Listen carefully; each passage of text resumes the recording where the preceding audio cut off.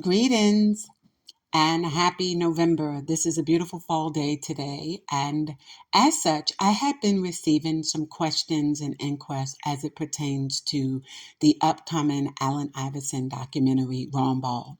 So I thought it may be best to take an opportunity to use the podcast to walk you through some of the creativity as well as some of the behind the scene issues to which we are trying to address. So let me first start with one of the first questions. One of the first questions was as it pertains to Allen Iverson wanting to create an atmosphere where he can tell an unapologetic story about his life and legacy.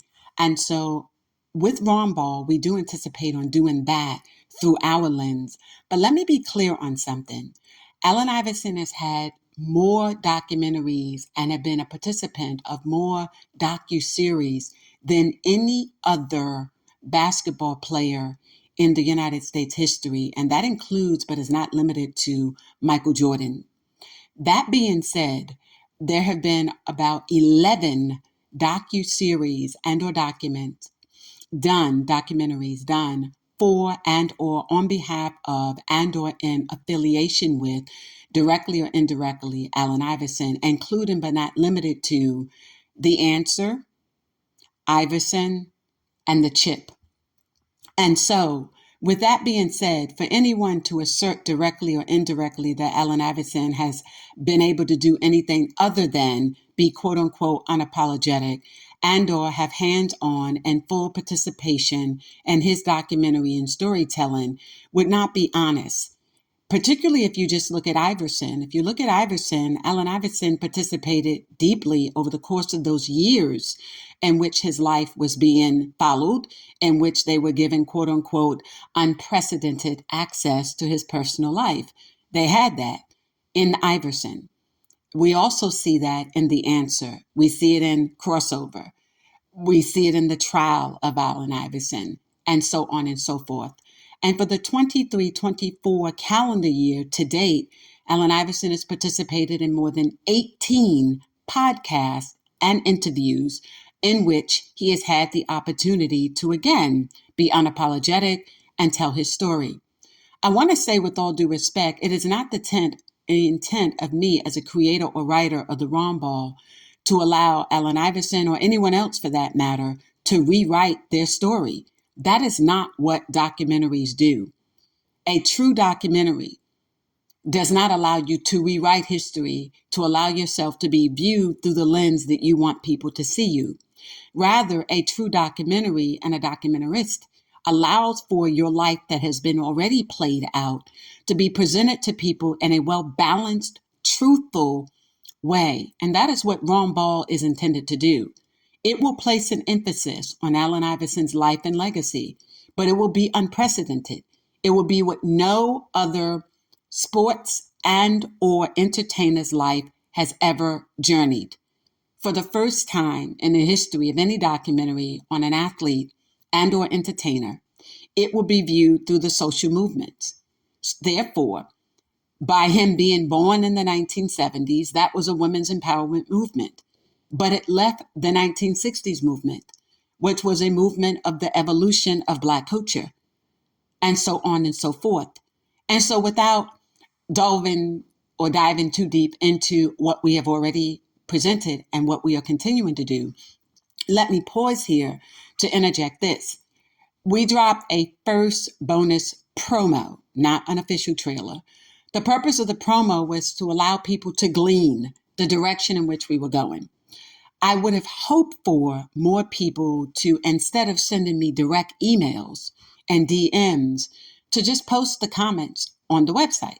But what we did, that is the fourth promo that has been presented since September. And the reason why we did it that way was because I am utilizing, keep in mind, my background is a sociologist, a sports sociologist, and a journalist. And through that lens, we do things different. We research, we do analyticals. And so what we wanted to be able to do was to do one thing that has not been done. When you look at a lot of these YouTube postings, you see people with millions of YouTube views. A lot of those views are not organic views. A lot of them are AI, the other AI, artificial intelligence. Some of them are bots.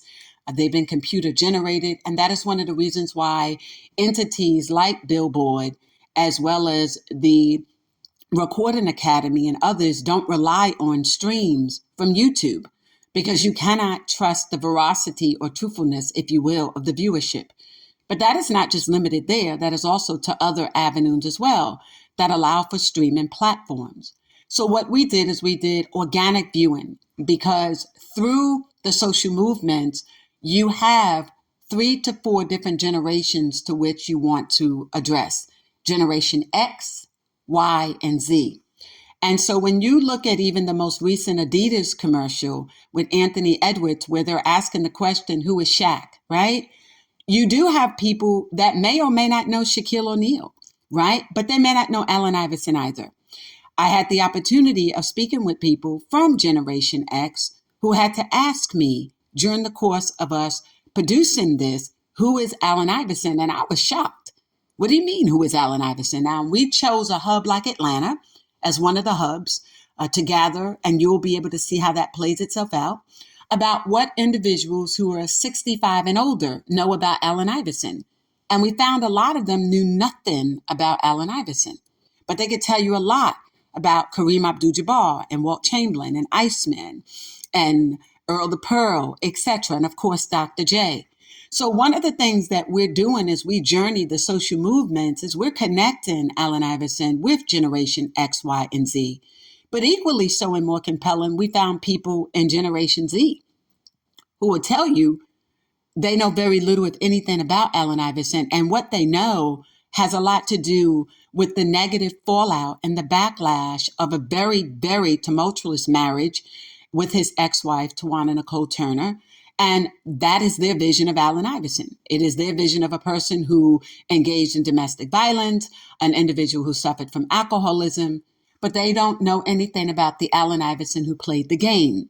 So again, what we have attempted to do and what we are continuing to do and what we have done through the course of our production is to be able to present Allen Iverson in a way that engages, empowers, entertains, educate, but also empowers not just the future generation of athletes, but also the current generation of young Black men and Afro-Latinos who, unlike Allen Iverson, may not have had a wrong ball that was placed in the right hands that allowed them to go on and have a successful career as a professional athlete.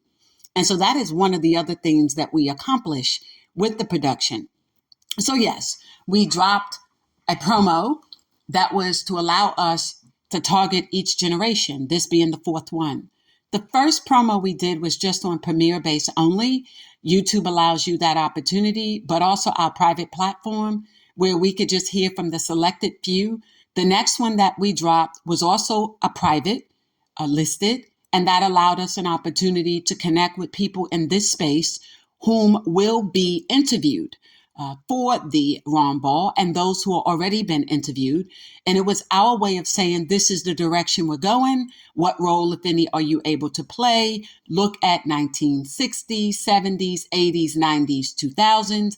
Tell us where you are post-retirement, Allen Iverson, and go from there. And we are pleased with the presentation that we are going to be presenting. We are grateful for the people in this space who have been game changers in terms of the execution of Black culture, the understanding of Black culture, and the gatekeepers of Black culture who will have weighed in on this subject. So that being answered, the next question was the 10-part docuseries. Will you be doing something on the Whys of Last Dance? I don't know if you are the same person who was trolling me, or Auntie Beaner. I don't know if you're the same person now who's asking the same questions that Auntie Beaner was asking of me online, on X. But I said this to that person, and I'm going to say it to this person who's asking now. That is this. with all due respect, Allen Iverson is not a Michael Jordan in the sense that he doesn't have a Last Dance story. He does not. The closest that Allen Iverson's story can come to Last Dance has already been done effectively through NBA Entertainment, through the chip. And that was the 2001 run for their final, the Sixers versus the Lakers. And in that, they pulled one win. So I don't think that it would be wise to focus an entire docuseries around that. Why? They lost. Allen Iverson prides himself on being a winner and working toward perfection as being a winner, both personally and professionally. So to me, it would not be wise to place an emphasis on him losing. I could tell you who it would benefit. One of the persons who wanted to do and produce the documentary himself, which was Shaquille O'Neal, after learning that we had already been working in this space, right, as creator and writer and producing. Then he came along. Then Steph Curry comes along. And so I question the role of how you can have, quote unquote, people in that space also conflicted with what they want to be perceived and how it might benefit authentic brands in terms of Reebok, in terms of utilizing Allen Iverson's name, image, and likeness to capitalize and monopolize on their brand, absent looking at what it would do for Allen Iverson's life. So I wouldn't expect for Gen Zs to look at Allen Iverson and weigh him through a Last Dance approach. Last Dance was done by Mike Tollins, and I think he did a great job with it, with what he did for where Michael Jordan was. I was not pleased that, Michael Jordan was married to Juanita Van Noy Jordan for 17 years and were with her for 23. And somehow she's completely left out of The Last Dance. I thought that was rude. It was disrespectful. It was unconscionable. And how do you do that? She was an intricate part of everything that Michael Jordan had done and perfected at that stage of his career. No, she didn't go to the gym, but I'm sure she made sure he had breakfast, lunch, and dinner, and that he was able to be the best father that he could be, the best husband he could be, get rest, and have the skill set, the mental, emotional, and psychological wherewithal to be able to go out there and play the games to win and lead his team to a championship. So to discount her role in an entire 10-part series was just unconscionable, right?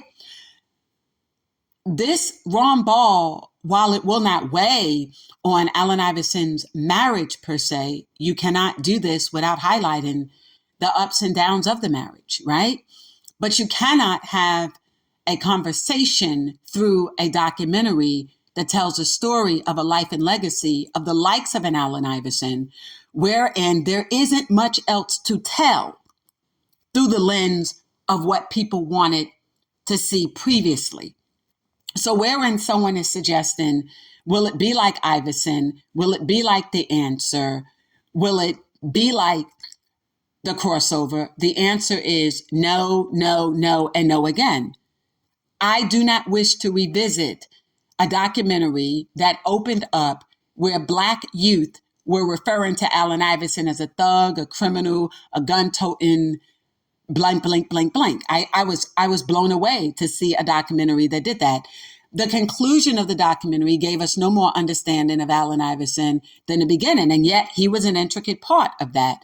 The question that CBS Sports and others had asked when Laurie O'Donnell and Gayle King had interviewed Allen Iverson was this: what else can we learn from this documentary? That had been the conversation and the questions asked over and over again. What are we going to learn? Why? Because Allen Iverson is the most documented basketball player in U.S. history. And I think other than Babe Ruth at the time and the Joe DiMaggios, I know this space, I know this world, there have been very few, if any. So what else can you do? Post-retirement, draw in an Allen Iverson now to say this was his impact? No, it is doing it the way we're doing it.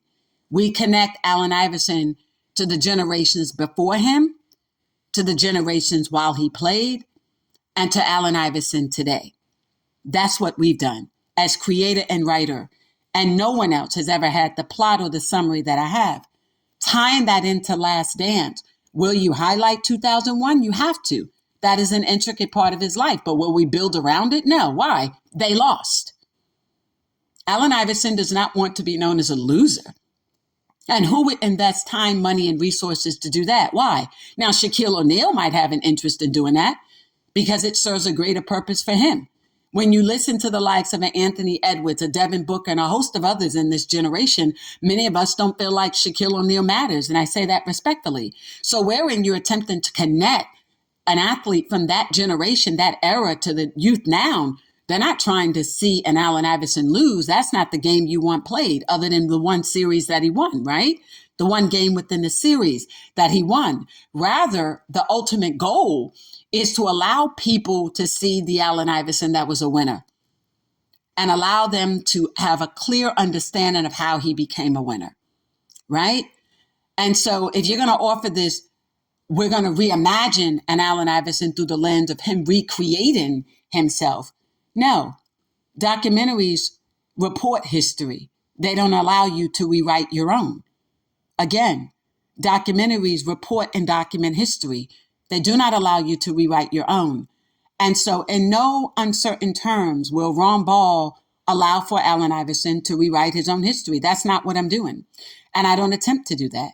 And so where we've looked on different platforms, even like Riddick, like I said, I've been doing this. We've been planning this for a long time. We see what people are asking. And some of the questions someone asked, ironic, on the NBA Riddick, on the Golden State Warriors platform a couple of weeks ago, which ironic is Stephen Curry's team, which ironic, his company is one of the other producing companies. And the question was, what do you all deem to be the best documentary for Allen Iverson? And I thought that question was interesting, being asked on that platform by an anonymous. Why? Because it lends itself to them trying to figure out what is the best storyline. I mean, it's clear to say, oh, we're going to tell Allen Iverson's story unapologetically with unprecedented access. Really? How unprecedented is the access to a post-retirement Allen Iverson? That's not who people are checking for. People wanted to know about the Allen Iverson of the 1990s. We saw that Allen Iverson. So how best do you explain him? You encapsulate Allen Iverson. You make him a part of something bigger than himself, a movement. And that's what we've done. The only thing you can do now with a documentary about the likes of an Allen Iverson, who have had 11 documentaries, directly or indirectly associated with them, 18 interviews just in this year alone, including the likes of Players Tribute, Knucklehead with Quentin, including the likes of the Big Podcast, including with Jadakiss. I mean, and DraftKings, I could go on and on. We know this. Nothing out there is going to be like what we have done and what we're doing. And when you all hint at who is appearing, it is mind-boggling. It reaches into the depths of Black culture in a way that has never, ever, ever been reached before. And to do that means you reach a movement. And isn't it so ironic that the speech given by President Trump, the number 47th president, was quote unquote, he's now part of one of the greatest political movements in U.S. history? Now that was spoken on the eve of November 5th. That's after we had already dropped our summaries and plot and already began our movement. That 26% of Black men in America who voted Republican? Just watch Ron Ball, the Allen Iverson Way. Thank you for joining me on Field to Rim. This is Lisa Hampton. I hope I answered the few questions that have been presented. I wanted to do it in this type of platform. I am almost sure that when this is all said and done, it'll all make more sense as to why the evolution of Black culture will be revisited. Trust that. And not the Trey Mann type, where people think it's about afros and sleeves and headbands. No, that's not a culture, and that's not a movement. Ron Ball, the Allen Iverson Way, revisiting Allen Iverson's life and legacy through the social movements, and allowing his life and legacy to be part of a new movement, to be part of a Black culture. Reimagine. Follow us on YouTube. We have created a new community on YouTube. As many of you know, I have been podcasting just on the platforms, the Apple, Spotify, etc. But we have recently uploaded all of season 1 to YouTube with the intent of growing the YouTube community organically. And we are now working on our IG platform with the intent of growing that community. You will not have Fannikins. Our Fannikins is a unique brand of women's sports fans, and our business is our business.